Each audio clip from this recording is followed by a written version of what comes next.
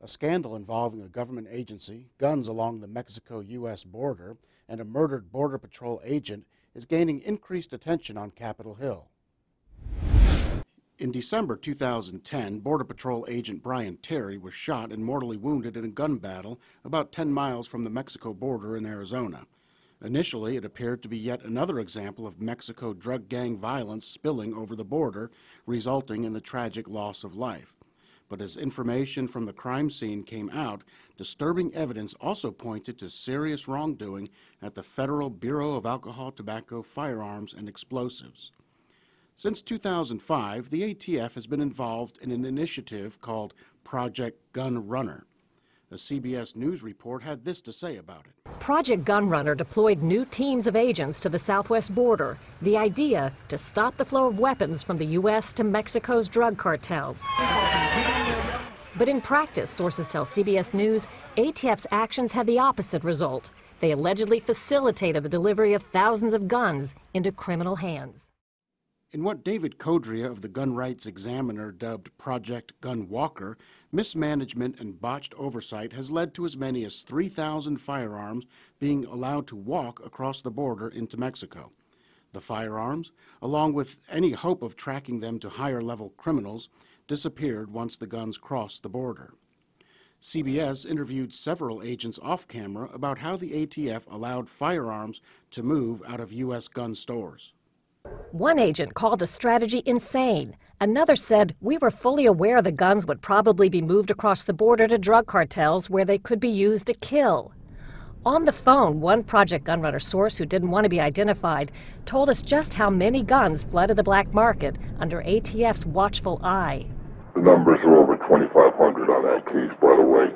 That's how many guns were sold, including some 50 calibers that they let walk. In fact, 2 guns that were traced to an American gun store that had been cooperating with the Phoenix ATF office as part of Project Gunrunner showed up at the Brian Terry murder scene. This information came to the attention of U.S. Senator Charles Grassley, who sent a letter of inquiry to acting ATF Director Ken Melson.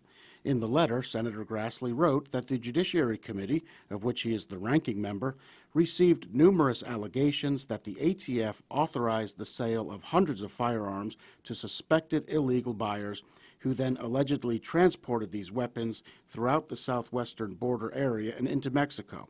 2 of the weapons were then allegedly used in a firefight, killing Agent Brian Terry. Senator Grassley went on to quote from a scathing internal Department of Justice review of Project Gunrunner, which found that the ATF focused on low-level individual straw buyers instead of targeting high-level traffickers and smugglers. Senator Grassley clearly ruffled some feathers in the agency. When an agent in the ATF's Phoenix office spoke to someone on Grassley's staff, that agent was accused by a superior of misconduct related to his contacts with the Senate Judiciary Committee.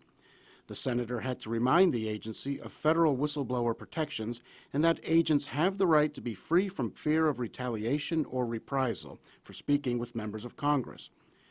Rather than focusing on retaliation against whistleblowers, Grassley said, the ATF's sole focus should be on finding and disclosing the truth as soon as possible.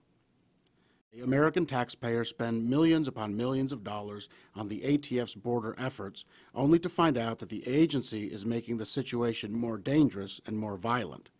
Gun Owners of America has posted an in-depth analysis and history of the Gunwalker scandal, along with tons of supporting documents. And we will add new information as it becomes available. We've also initiated a petition urging Congress to take a fresh look at the agency in light of the latest outrage and to take firearms out of the BATFE jurisdiction. Unfortunately, the allegations of Gunwalker are just the latest in a long string of abuses by the agency. Americans have an individual fundamental right to keep and bear arms, one protected by the Second Amendment. It is becoming increasingly obvious that the two cannot coexist. It's never easy, but if enough Americans make their voices heard, we can do away with this unconstitutional agency. So please visit gunowners.org, sign the petition today, and help to spread the word.